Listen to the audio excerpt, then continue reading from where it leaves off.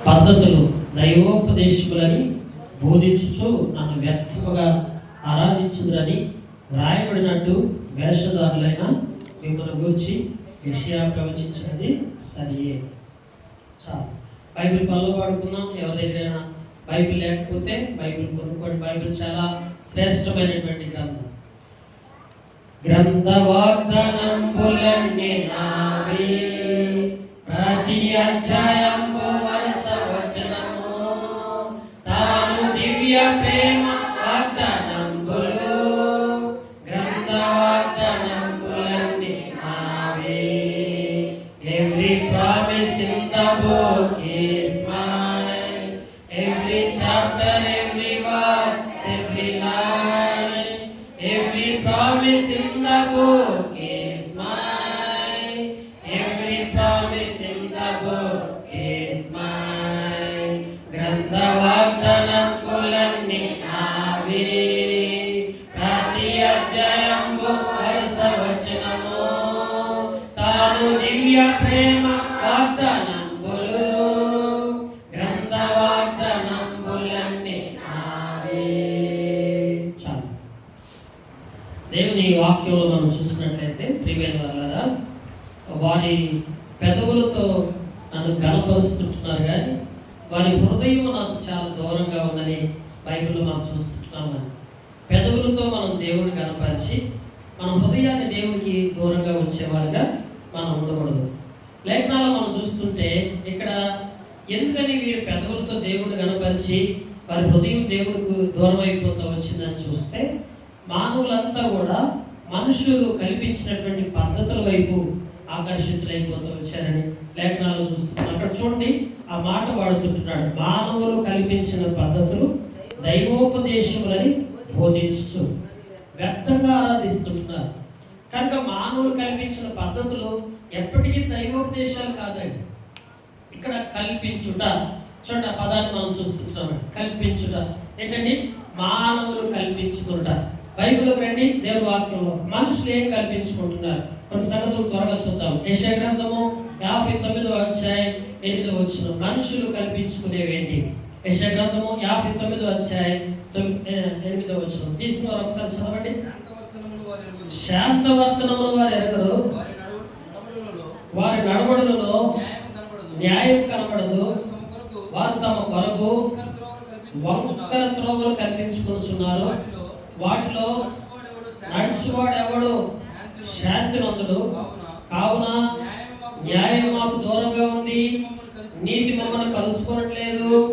వెలుగు కొరకు మేము కనిపెడుచున్నాం కానీ చీకటి ప్రాప్తించును, ప్రకాశం కొరకు ఎదురు చూస్తున్నాము కానీ అంధకారంలోనే నడుచున్నాము.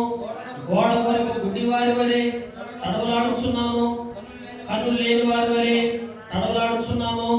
సంధ్య చీకటి మంది వలెను మధ్యాహ్నము కాలమున కాలు జారి పడుచున్నాం. దేవుని వాక్యంలో మనం చూసినట్లయితే ప్రియులారా, ఇక్కడ పరిశుద్ధ గ్రంథంలో మనం చూసినట్లయితే బాగుగా బ్రతుకుచున్న వారిలో నుండి చచ్చిన వారి వలె ఉన్నాము. దేవుని వాక్యం చూస్తే శాంతవర్తనము వారు ఎరగరు. దేవుని పిల్లలు ఎప్పుడు కూడా శాంతి కలిగి జీవించాలి. ఏముండాలి? మన హృదయంలో ఎప్పుడు శాంతి. దేవుణ్ణి నమ్ముకున్నామంటే మన హృదయంలో వాడవారని శాంతి, సమాధానం, సంతోషం. మనకి ఇంకేం లేకపోయినా పర్లేదు కానీ శాంతవర్తనము అని రాయబడుతూ వచ్చింది. అక్కడ శాంతవర్తనుడు, యేసుప్రభు వారికి ఏం పేరు? శాంతవర్తనుడు. కానీ ఈ లేఖనాలు చూస్తే శాంతవర్తనము అని రాయబడుతూ వచ్చింది. లేఖనాలు గమనిస్తుంటే వారి నడవడిలో న్యాయము కనబడదు, వారు తమ కొరకు వంకర త్రోవలు కల్పించుకొనుచున్నారు, వాటిలో నడుచువాడు ఎవ్వడును శాంతి నొందడు. దేవుని బిడ్డలారా, గమనించినట్లయితే వాటిలో నడిచేవారు ఎవరు కూడా శాంతి ఉండదు వారికి. దేవుని వాక్యంలో మనం కానీ ఈ లోకంలో వంకర త్రోవలను మనం ఏర్పరచుకొని మనం కల్పించుకున్నటువంటి వంకర మార్గాల్లో మనం నడుస్తూ వస్తే, ఆ వంకర త్రోవల్లో మనం కొనసాగుతూ వచ్చినట్లయితే ప్రియులారా, దేవుడు మనకి లేకుండా చేసేది ఏం తెలుసా? ఏముండదు. వంకర త్రోవల్లో నడిచే వారికి ఏముండదండి? శాంతి ఉండదు. ఎందుకు వంకర త్రోవలు కల్పించుకోవాల్సిన అవసరం ఏది? నేను విజయవాడ వెళ్తా వచ్చాను. ఒక దైవజనుడిని కలుస్తా మాట్లాడుతూ వస్తే ఆయన రోమ్ సామ్రాజ్యం గురించి మాట్లాడుతున్నాడు. రోమ్ సామ్రాజ్యంలో ఏం జరుగుతూ వచ్చిందంటే, రోమన్స్ అప్పట్లో వాళ్ళు అన్యమైనటువంటి దేవతను పూజించేవారండి. వారి దేవతను పూజించి వారు గొప్పగా చెప్పుకునేవాడు. అప్పట్లో యేసుప్రభు వారు లోకరక్షకుడు ఉద్భవించిన తర్వాత మనుషులందరూ రోమ్లో కూడా యేసుప్రభు వైపు తిరగటం మొదలుపెట్టారు. అప్పుడు వారు అనుకున్నారంటే, ఈ మన దేవతని ఆరాధించడం ఒక గొప్పగా భావించుకునేటువంటి రోమ్ సామ్రాజ్యం వాళ్ళు అనుకున్నారంట, దీనికి ఒక పరిష్కారం మనం వెతకాలి, ఏదో ఒక రీతిగా దీనికి ఒక త్రోవ వెతకాలి, లేకపోతే కష్టమని ఆలోచించి వారు ఆలోచించి తీసుకున్న నిర్ణయం ఏంటో తెలుసు పిల్లరా. నిజంగా ఆశ్చర్యం అనిపిస్తూ వచ్చింది ఆ మాటలు వింటున్నప్పుడు. వారు ఆలోచించి తీసుకున్న నిర్ణయం ఏంటంటే, ఏ దేవత అయితే వారు పేరు పెట్టుకున్నారో ఆ దేవతకి యేసు ప్రభు వారి తల్లి అయిన మరియమ్మని ఆ దేవతగా మారిస్తే పోలేదా అని ఆలోచన చేశారంట వాళ్ళ దినాలు. అంటే ఎందుకంటే ఇప్పుడు మనం చూడండి, ఆర్సిఎం అంటే రోమన్ క్యాథలిక్ మిషన్ అంట, అంటే రోమన్ అంటే రోమన్స్ చేసిన పద్ధతి. వారు ఏం చేశారు, అప్పుడు ఒక పద్ధతిని కల్పించారు. ఏ పద్ధతిని కల్పించారు, ఏ దేవతనైతే మనం ఆరాధిస్తుంటున్నామో ఆ దేవతని ప్రజలు ఆరాధించడం మానుకుంటున్నారు కనుక ఆ దేవత ప్లేస్లో తీసుకొచ్చి మరియమ్మను పెట్టేద్దామని యేసు ప్రభు వారి తల్లిన మరియమ్మను ప్రతిష్ఠించారంటాడు.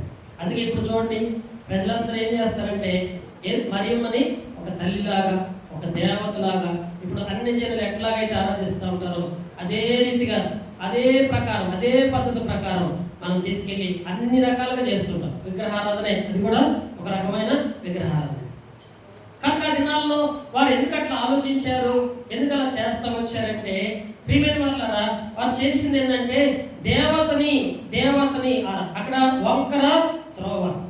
మానవుడికి ఈ దినాల్లో చూస్తుంటే ఎందుకని మానవుడు వంకర త్రోవలు ఏర్పరచుకుంటున్నాడు. వంకర త్రోవలు వచ్చి మనం వెళితే ఏమవుతుంది అంటే, దేవుడు యేసుప్రభు చెప్తూ వచ్చాడు, నేనే మార్గం, నేనే సత్యం, నేనే జీవం. యేసుప్రభు నేనే మార్గం అని చెప్పాడు. కనుక ఆ మార్గాన్ని విడిచిపెట్టి వంకర త్రోవలో మనం ప్రయాణం చేస్తే ఏమవుతామంటే, అక్కడ చూడండి శాంతి, అక్కడ అంత మాత్రమే కాదు, నీతిని అనుసరించి నడుస్తూ దేవుని వాక్యంలో మనం యెషయా 59లో మాట చూడొచ్చు, నీతి మాకు ఏం చేయట్లేదు, కలుసుకోవట్లేదు, వెలుగు కొరకు మేము కనిపెట్టుకొనుచున్నాము, చీకటియే ప్రాప్తి. ఇప్పుడు వాళ్ళు కనిపెడుతుంది దేని కొరకు, మనం ఉండేదే వంకరత్రోవలో ఉండి మనకేం కావాలనుకుంటాం, వెలుగు వచ్చి మమ్మల్ని కలవట్లేదు, నీతి వచ్చి మాతో. అక్కడ చూడండి ఆ భాగాన్ని మీకు ఒక మాట మీకు జ్ఞాపకం చేస్తాను. 59వ అధ్యాయంలో చూడండి, న్యాయం మాకు దూరంగా ఉంది, నీతి మమ్మల్ని కలుసుకోవట్లేదు. ఎందుకు కలుసుకుంటుంది? నీతికి దుర్నీతికి సాంగత్యం ఉందా? లేదు. కనుక నీతి దుర్నీతితో కలుసుకుంటుందా? ఎప్పుడు కలుసుకుంది. కానీ దుర్నీతి ఏమనుకుంటుంది అంటే, నీత ఎందుకు వచ్చి మాతో కలవు, నువ్వు వచ్చి మాతో కలిస్తే బాగుంటుంది కదా, మాతో కలవమంటుందండి. ఎవరు? దుర్నీతి. అలాగే న్యాయము అన్యాయం అంటదంట, న్యాయాన్ని అంటది, మాకు దూరంగా ఉంటావు నీవు మేము ఒకటే కదా, నువ్వు వచ్చి మాతో కలవచ్చు కదా అంటారు. కలుస్తుందా న్యాయం కలవదు, నీతి కలుసుకోలేదు. ఎందుకంటే చీకటి కూడా ఏమంటారు తెలుసు, వెలుగుని అంటదంట, వెలుగా ఏందంత ఎడంగా ఉంటావు, నువ్వు మాతో వచ్చి కలవచ్చు కదా, మాతో జత చేయొచ్చు కదా. వెలుగు అంటదంట, నేనేందుకు కలుస్తాను నీతో, చీకటితో కలవను. కనుక న్యాయం అన్యాయంతో కలవదు, నీతి అనీతితో కలవదు, చీకటి వెలుగుతో కలవదు. కానీ ఇక్కడ ఏమంటుంది, వంకర త్రోవలు ఏర్పరచుకొని వంకర త్రోవలు నడుస్తా, వంకర మార్గాల్లో మనం వెళ్తా, కల్పించుకుని వంకర త్రోవలో కొనసాగుతా మనం ఏమంటాం తెలుసా, నీతి ఎప్పటికైనా మాతో కలిసింది, న్యాయం ఎప్పుడైనా మాతో కలిసింది, చీకటి అనుకుంటుందంట, వెలుగు మాతో కలిసింది అనుకుంటుంది. కానీ కలిసిద్దా? కలవదు. దేవుని పెట్టారా, దేవుని ప్రజలు ఇప్పుడు వంకర త్రోవలు, కల్పించబడిన వంకర త్రోవలు. బైబిల్లో రెండవది చూడండి, మానవుడు కల్పించుకుంటున్న రెండవది ఇర్మియా గ్రంథము 16వ అధ్యాయం 17వ వచనం. దేవుని వాక్యంలోకి వచ్చినట్లయితే ఇర్మియా గ్రంథము 16వ అధ్యాయం 17వ వచనం ఒకసారి చదువుదామా. ఏలైనగా దృష్టి ఉంచితిని, ఏదియు నా కళ్ళకు మరుగు కాలేదు,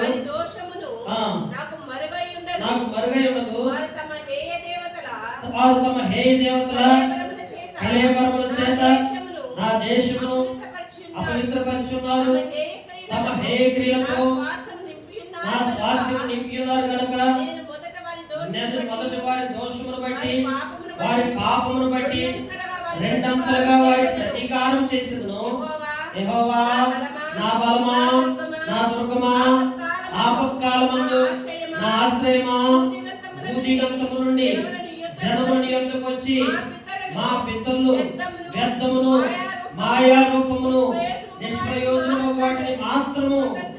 స్వతంత్రించుకొని చెప్పుదురు. మనం ఏం ఆరాధించే ఇప్పుడు దాకా దేవా ఒకప్పుడు మాయారూపాల్లో కల్పితమైన వాటిలో బ్రతికేమయ్యా. ఇప్పుడు మా పితరులు అట్లా చేశారు, ఈరోజు మేమైతే అట్లా లేదు. దాని కింద కూడా కంటిన్యూషన్ చదవండి. దేవుని వాక్యం, నరులు తమకు దేవతలను కల్పించుకుందా అయినను. అర్థమవుతుందా? ఏం కల్పించారు మనుషులు? దేవతలు కూడా కల్పించేశారు. దేవుళ్ళు ఎందుకు సృష్టించారు తెలుసా అండి? మానవులు తమ స్వార్థం కోసం, తమ స్వకీయ ఇచ్చల కోసం నిజ దేవుడు కాకుండా వేరే దేవతలు సృష్టించారంటే. మధ్య నేను ఎక్కడో చోటకు పోతే ఏంది ఇక్కడ కట్టారు, ఇక్కడ ఒక ఆలయం ఏర్పరిచారంటే అంటారు ఆ స్థలం పోయిందేమో అని అక్కడ ఆలయం ఏర్పరిచారని చెప్తుంటున్నాను. అంతకుముందు అక్కడ లేదు, అక్కడ ఏ మందిరం లేదు, ఏం లేదు. అక్కడ స్థలం పోయిందేమని ఆ స్థలం పోకుండా గవర్నమెంట్ తీసుకుంటున్న ఉద్దేశంతో అక్కడ కట్టేశారని. ఏం లేదు, ఒకళ్ళే అక్కడ ఒక చిన్న రాయిని ఏర్పరిచి ఆరాధించడం మొదలుపెట్టారు. రాను జనం అందరూ దాన్ని ఆరాధించారు. ఇప్పుడు మీరు చూడండి, మనం ఒకప్పుడు కొన్ని స్థలాల్లో ఏం చూసేవాళ్ళం కాదు, అక్కడ ఏ ఆలయాలు లేవు, ఏమి లేవు. మీరు చూస్తూ ఉంటే మన కళ్ళ ముందే మానవుడు కల్పించి అక్కడికక్కడే దేవతలు ఏర్పరిచిన సందర్భాలు చాలా ఉన్నాయి కదండి. ఈరోజు లోకంలో చాలా మంది తమ స్వహస్తాల చేత దేవుడు మనల్ని నిర్మిస్తే మనుషులు ఏం చేస్తున్నారు? దేవతల్ని నిర్మించుకున్నారు. కనుక రెండవదిగా మనం కల్పించుకున్న రెండవది ఏంటంటే దేవతలు. ఏంటండి? దేవతలు. మొదటిగా మనం కల్పించుకున్నది ఏంది? వంకర త్రోవ. రెండవదిగా మనం కల్పించుకున్నది ఏంది? దేవతలు. మూడవది చూడండి, బైబిల్లోకి వస్తే దేవుని వాక్యంలోకి వద్దామా? రోమీయులకు రాసిన పత్రిక 1వ అధ్యాయము 28వ వచనం. రోమా 1:28 ఒకసారి చదువుకున్నామా? తీసిన వారు చదవండి. వారు తమ మనసులో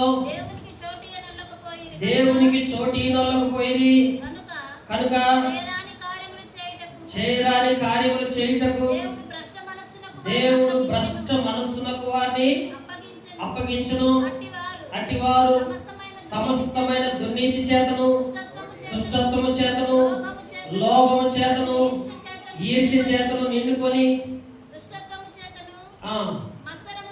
మత్సరమును, నరహత్య, కలహము, కపటము, వైరమును వాటితో నిండిన వారై కొండ్రిగాండును, అపవాదకులను, దేవద్వేషులను, హింసకులను, అహంకారులను, వెంకములాడువారును, చెడ్డ వాటిని కల్పించువారును, తల్లిదండ్రులకు అవిధేయులు, అవివేకులను, మాట తప్పని వారును, అనురాగరహితులను, నిర్దయులై ఇట్టి కార్యములు అభ్యసించువారు మరణమునకు తగిన వారని దేవుని న్యాయ విధిని, అందరి మాటలతో పాటు చెప్పాలి, దేవుని న్యాయ విధిని వారు బాగుగా ఎరిగి వాటిని చేయుచున్నారు. ఇది మాత్రమే గాక వాటిని అభ్యసించు వారితో సంతోషముగా సమ్మతించుచున్నారు. మనం దేవుని న్యాయ విధిని ఎరిగిన తర్వాత ఏమి చేయకూడదో మనం తెలిసిన తర్వాత కూడా మళ్ళీ చేసామనుకోండి, అది భయంకరమైన పాపం. తర్వాత అటు వాటిని మనం చేయకుండా పైగా వాటిని చేయవారితో సమ్మతించడం అంటే ఏకీభవించడం. ఇక్కడ మీరు చూడండి, చెడుని కల్పించుట. మీరు ఆ దినాల్లో దేవుడు చెడుని కల్పించలేదు, దేవుడు సృజించలేదు, దేవుడు చెడుని కోరుకోలేదు, చెడు కోసం ఇప్పుడు ప్రోత్సాహపరచలేదు. మీరు ఆ దినాల్లో చూస్తే చెట్టును తినొద్దని చెప్పినప్పుడు కూడా దేవుడు ఆదికాండంలోకి రండి, ఏదేను వనంలో చెట్టును తినొద్దని చెప్పినప్పుడు ఏ చెట్టును తినొద్దని చెప్పాడు దేవుడు? చెప్పండి.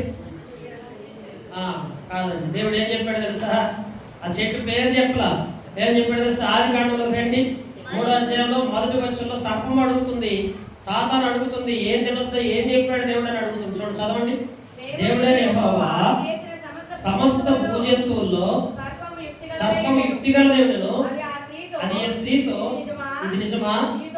ఈ తోట చెట్లలో దేని ఫలములైన మీరు తినకూడదని దేవుడు చెప్పినా అని అడిగాను. సాతాను ఏమడుగుతుంది?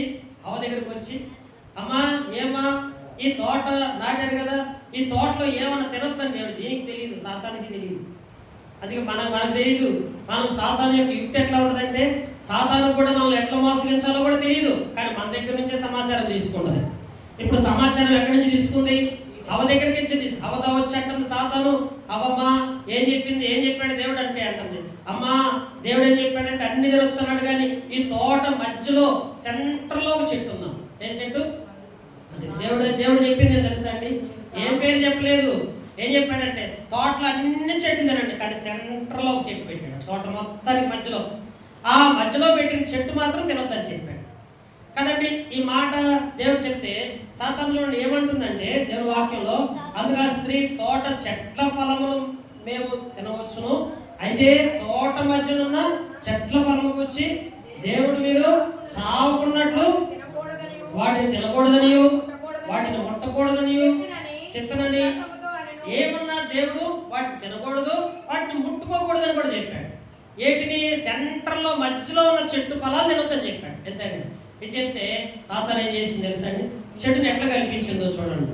మన దగ్గర నిజం తెలుసుకుంది, చెడు ఎట్లా కల్పించడం. అందుకనే సాతానికి చెడు కల్పించాలంటే ఫస్ట్ సాతానికి ఏం తెలియాలి? నిజం తెలియాలి. అందుకే ఇప్పుడు నిజమేంటి?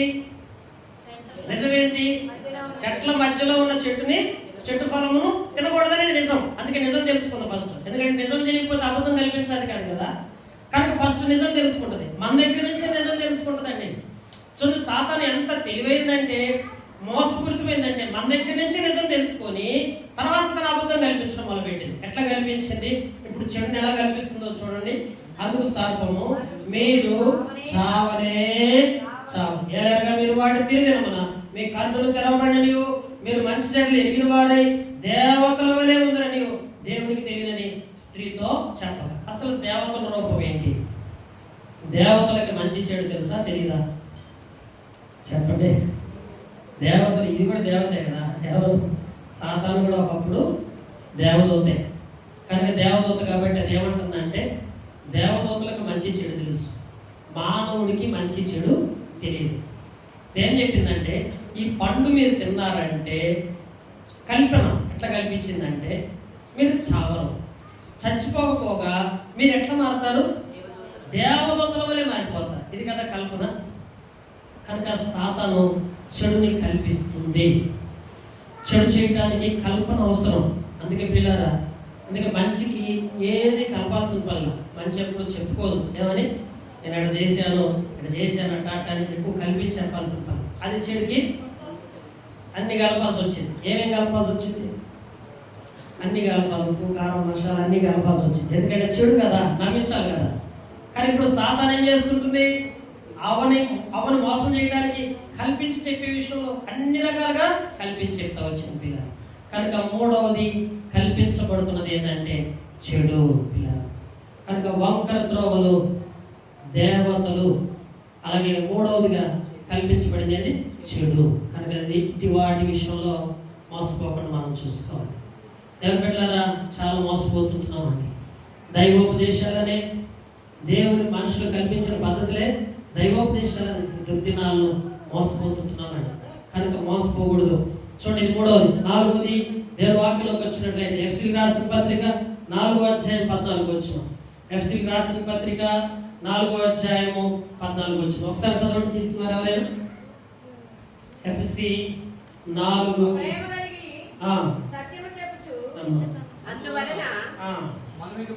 మనం ఇక మీదట పసిపిల్లలమై ఉండి మనుషుల మాయోపాయముల చేత వంచనతోనూ తప్పు మార్గమునకు లాగు పీక్తుతోనూ గాలికి కొట్టుకొని పోనట్టు ఇటు అటు కొట్టుకొని పోవచ్చు. అలా చేత ప్రేమ కలిగి సత్యము చెప్పుచు క్రీస్తు వలె ఉండుటకు మనం అన్ని విషయములలో ఎదుగుదము. ప్రియులారా, చూడండి ఇక్కడ కల్పించబడుతున్నది ఏంటి? ఇక్కడ అపొస్తలుడైన పౌలు ఎఫెసీయులకు చెప్తా వచ్చా ఏం కల్పించబడుతుంది చూద్దామా. ఏంటండి? పసిపిల్లలమై ఉంటే మాయోపాయాలు, వంచన, తప్పు మార్గాలకు లాగు వియుక్తి, గాలికి కొట్టుకొని పోనట్లు కల్పించబడిన ప్రతి ఉద్దేశం. నేను ఎవరో విజయవాడలో సేవకులంతా ఒక చోట గ్యాదర్ చేసి భోజనం పెట్టి, మంచి భోజనం పెట్టి ఒక్కొక్కరు 100 రూపాయలు ఇచ్చి వాళ్ళకి చెప్పారంట, పరమందు తండ్రి మాత్రమే కాదు తల్లి కూడా ఉందన్నారు. పరలోకమునందు తండ్రి అప్పుడే ఉంటే తల్లి ఏమైంది? తల్లి లేదు కదా, కనుక తల్లి కూడా ఉందని చెప్పారు. ఏదా తల్లి? ఎవరా తల్లి అంటే, ఆ తల్లి ఇదిగో ఏడ కూర్చొని ఉందని ఒక ఆమె చూపించాం. పిల్లలు ఇక్కడ కాదు, నేషనల్ లెవెల్లో, దేశ విదేశాల్లో ఆల్రెడీ ఆ మినిస్ట్రీ స్టార్ట్ అయ్యి నేను విజయవాడ కొత్తగా మీటింగ్ పెట్టారంట. వీళ్ళు మరి చూడండి, దైవ సేవకులు ఏంటి ఏం చేసుకుంటున్నారు, భోజనానికి ఆకర్షితులైపోయి 100 రూపాయలకి ఆకర్షితులైపోయి దేవత తల్లి ఉందంటే నమ్ముతున్నారు. ఎట్లా ఉపదేశాలు ఎట్లయిపోయినాయి అంటే ఇప్పుడు దినాల్లో, అందుకే వంచనతోనూ కుయుక్తితోనూ, అందుకే ప్రతి ఉపదేశాన్ని మీరు ఆలకించకూడదు. అందుకే బోధలు కూడా ఎక్కువైపోయినాయి.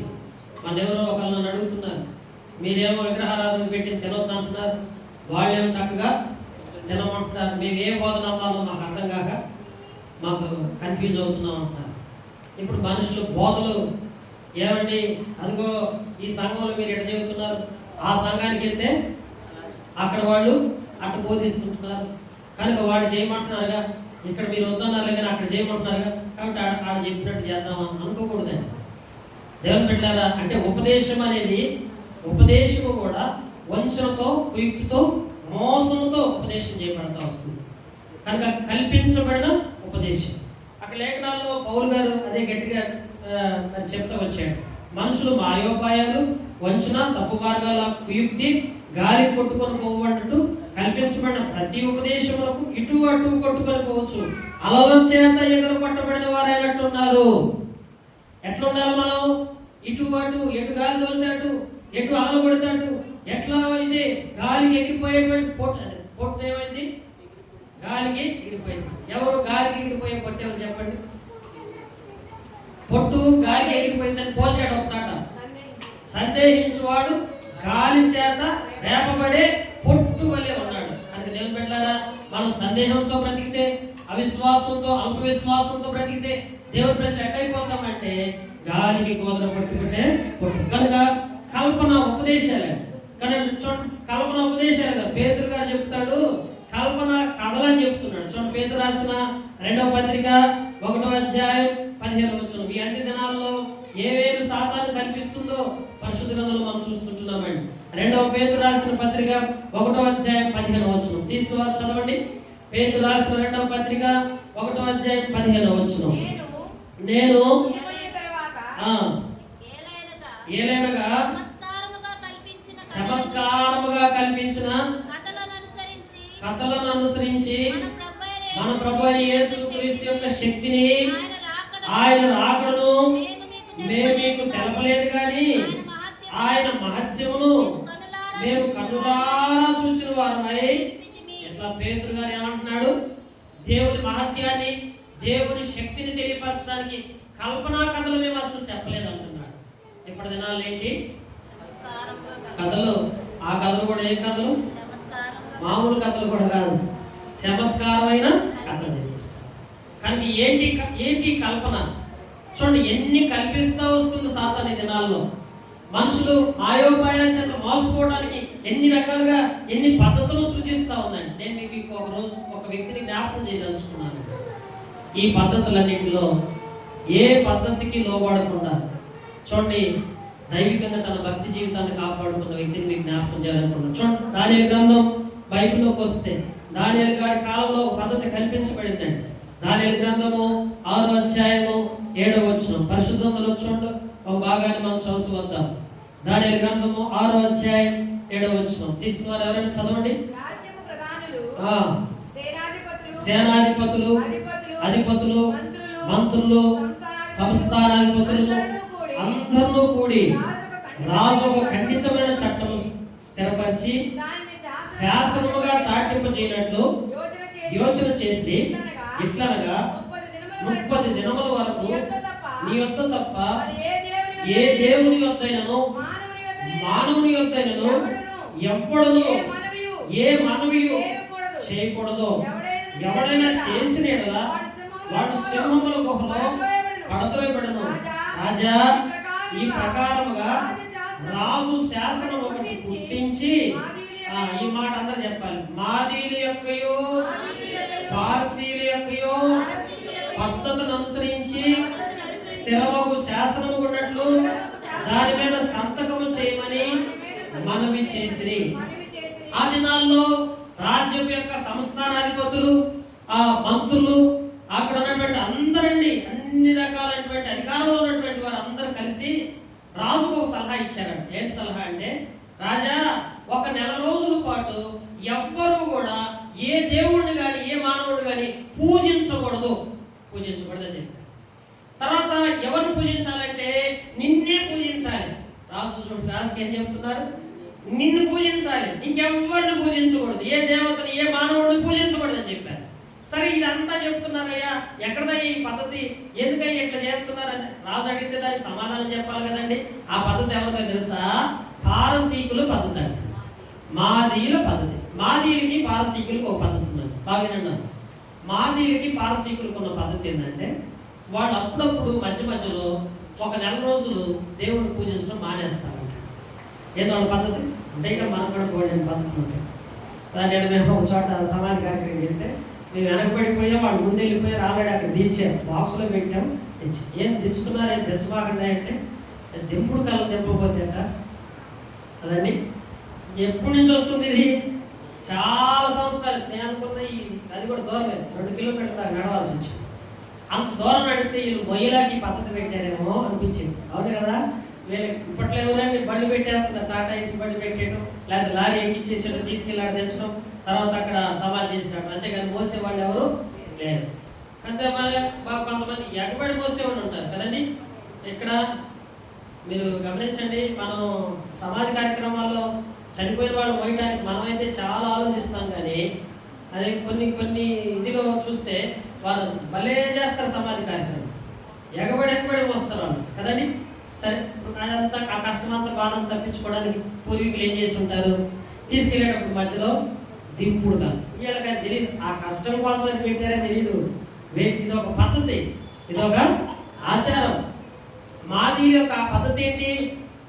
మాదీయుల యొక్క పద్ధతి ఏంటి? వాళ్ళు అప్పుడప్పుడు నెల రోజుల పాటు దేవుడిని పూజించకుండా దేవుడిని సేవించకుండా మానేస్తారంటాడు. ఇది పద్ధతి. పారసీకుల యొక్క పద్ధతి ఏంటి?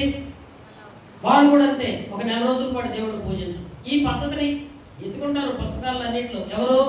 సంస్థానంలో వాళ్ళంతా ఎతికారు. ఎవరెవరు వాళ్ళలో ఉన్నాడు? ఎవరెవరు చూద్దామా? ఈ పద్ధతిని అసలు కనుగొన్నది ఎవరో తెలుసా? ప్రియులారా, చూడండి, దేవుని వాక్యంలోకి వస్తే ప్రధానులు, సేనాధిపతులు, అధిపతులు, మంత్రులు, సంస్థానాధిపతులు. ఎవరెవరు ఉన్నారని ఈ పద్ధతిని కనుగొంది ఎవరు? మంత్రులు, ప్రధానులు, సంస్థానాధిపతులు అందరూ కలిసి ఈ పద్ధతిని కనుగొని ఈ పద్ధతిని రాజుకు చెప్పారు. ఎందుకు చెప్పారు? రాజు మీద ఉన్న ప్రేమతో కాదు. ఎవరిని? ఒక భక్తి గల దైవికమైన వ్యక్తిగా ఉన్నటువంటి ఒక వ్యక్తి కోసం మానవ పద్ధతిని కల్పించారు. అక్కడ దానియేలును బాధ పెట్టాలి. దానియేలు దేవుడికి బహుప్రియుడండి. మీరు తెలుసా, ఈ పద్ధతిని కల్పించారు, రాజు సంతకం పెట్టించారు, రాజు శాసనం పాస్ అయింది. రాజు ఈ శాసనాన్ని పాస్ చేసిన తర్వాత కూడా బైబిల్లో చూడండి 9వ వచనంలో, కాగా రాజుకు దర్యావేషు శాసనం రాయించి సంతకం చేయించును, ఇటు శాసనం సంతకం చేయబడినని దానియేలు తెలుసుకున్నను. అతడు తన ఇంటికి వెళ్ళి యథాప్రకారంగా అనుదినము 3 మోకాళ్ళుని తన ఇంటి పైగది కిటికీ యెరూషలేము తట్టులో తెరవబడినగా తన దేవునికి ప్రార్థన చేయించు ఆయన స్తుతించుచు వచ్చను. ఓ దానియేలు, ఏ పద్ధతులు ఏ వచ్చినా ఏ పద్ధతులకి తను లొంగలేదు, ఏ పద్ధతులకి లొంగలేదు. ఆనాడు సంస్థానాధిపతులు, అధికారులు అందరూ కలిసి ఏం చేశారంటే దానియేలు మీద కుట్ర చేశారు. ఏదో ఒక పద్ధతులను నిర్గించాలని, ఏదో ఒక పద్ధతిని అనుసరించేటట్టు చేయాలని. ఇప్పుడు చూడండి, దానియేలు కానీ వెలుగు లేకపోతే నెల రోజులేక ఏముందలే అనుకునేవాడు. అవునా?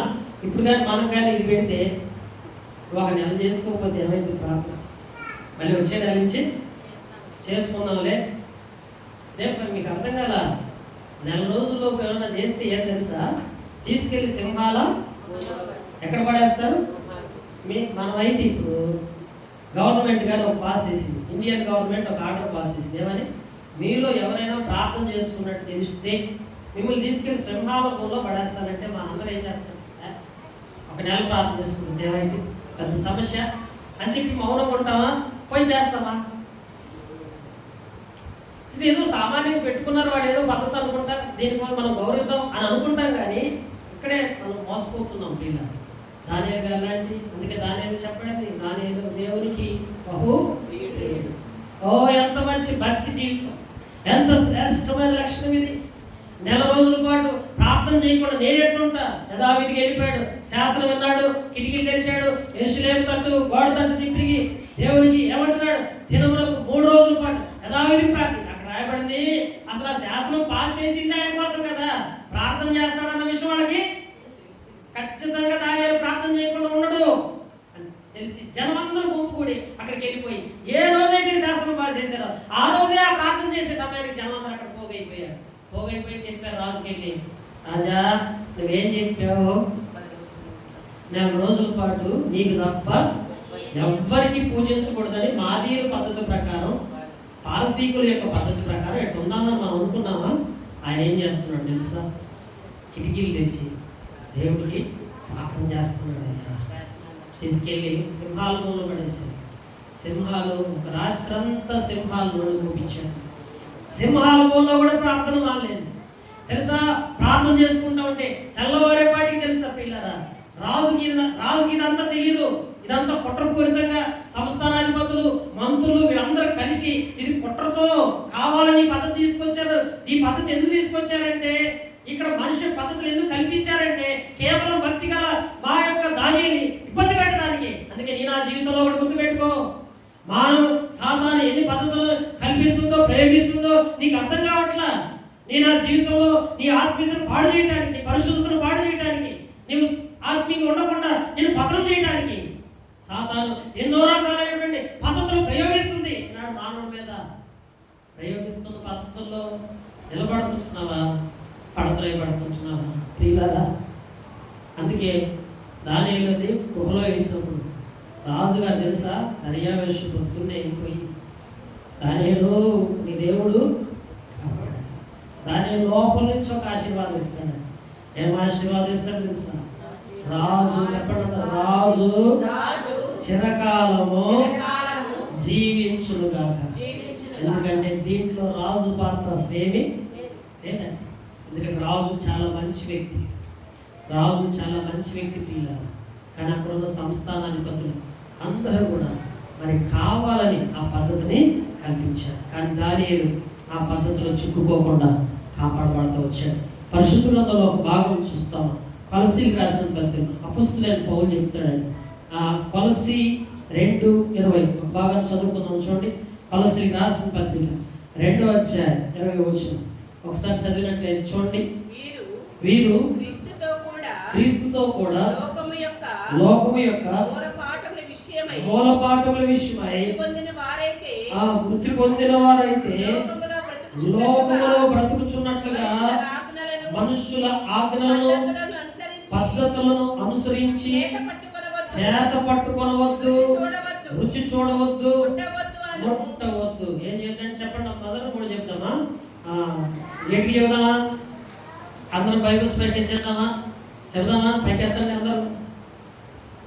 3 చెప్తాం. ఏంటి? చేత పట్టుకొనవద్దు. గట్టిగా చెప్పాలి. చేత పట్టుకొనవద్దు, రుచి చూడవద్దు, ముట్టుకొనవద్దు. ఏంటండి? ఇంగ్లీష్లో చెప్పుకుందామా? ఏం చేయకూడదు? పట్టుకోకూడదు. Don't touch.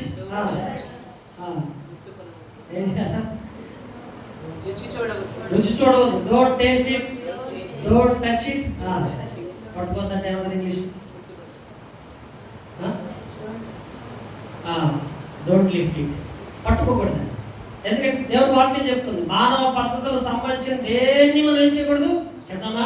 ఈ రోజు నుంచి చెప్పగలిగా, ఈ రోజు నుంచి ప్రభా మనుషులు ఏదైనా పద్ధతులు కల్పించి ఉంటే వాటిని పట్టుకోము, రుచి చూడము, ముట్టుకో. చూడండి అపొస్తలుడైన పౌలు గారు. అందుకే లేఖనాలు మనం పరిశోధిస్తుంటే బైబిల్లో చూడండి ఆ భాగాన్ని మనం కింద రాయబడుతూ వచ్చింది చూడండి. అని విధులను మీరు లోబడలేలా అవన్నీ వాడుకొనుట చేత నశించిపోను. అట్టివి స్వేచ్ఛారాధన విషయంలోను, వినయ విషయంలోను, దేహశిక్ష విషయంలోను జ్ఞానరూపమైనవి ఎంచబడుచున్నవే కానీ ఏ విషయంలో జ్ఞానరూపమైనవి?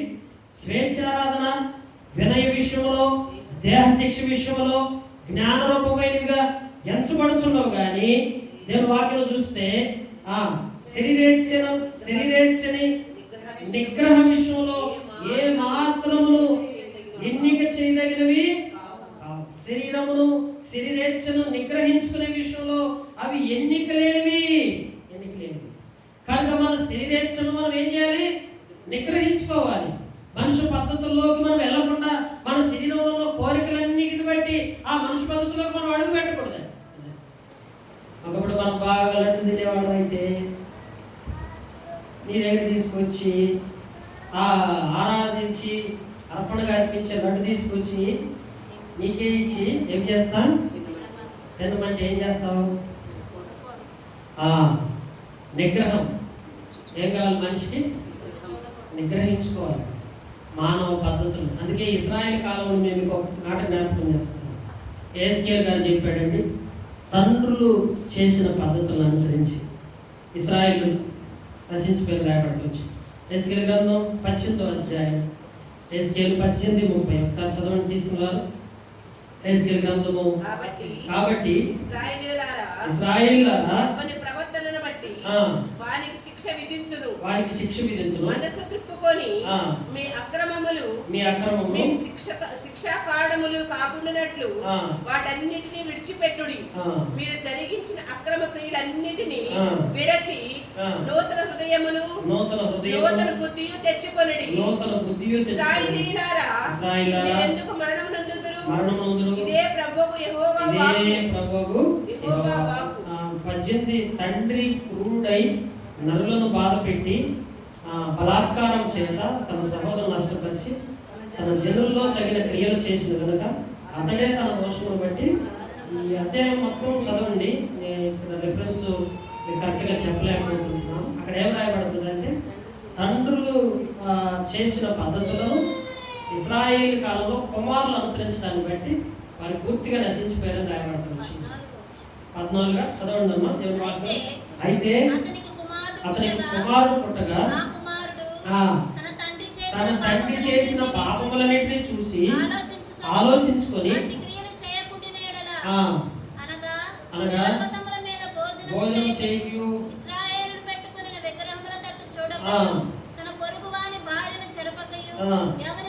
బాధ పెట్టకయు తాకట్టు ఉంచుకొనకయు నష్టపరుచుకొనకయు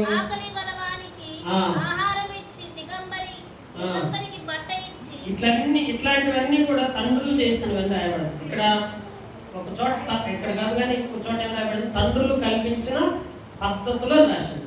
ఈ తండ్రులు కల్పించిన పద్ధతులు ఇశ్రాయేలు చేయటం వల్ల వారు పూర్తిగా నశించిపోయి రాయబడుతూ వచ్చింది. కనుక దేవుని ప్రజలారా, వాళ్ళలో పాల్గొంటూ పొందుతున్నారు. దానిలాగా మనుషులు కల్పించిన పద్ధతుల వైపు చూడొద్దు. దానిలో మనుషులు కల్పించిన పద్ధతుల వైపు చూడలేదు. ఆత్మీయంగా జీవించాడు. అందుకే తన వ్యక్తిగత జీవితంలో కాపాడబడుతూ వచ్చాడు, ఆశీర్వదించబడుతూ వచ్చాడు, దీవించబడుతూ వచ్చాడు. కళ్ళు మూసుకొని ప్రభు దగ్గరికి వచ్చి, ప్రభువా, కల్పించబడిన వాటిని వేటిని నేను అనుసరించకుండా నాకు సహాయం తెచ్చామని అటు రీతిగా వాళ్ళలో పాల్గొంటుందా దేవుడి మాటలు దీవించును గాక. మోకరించండి, ప్రార్థన చేసుకుంటూ వస్తాం.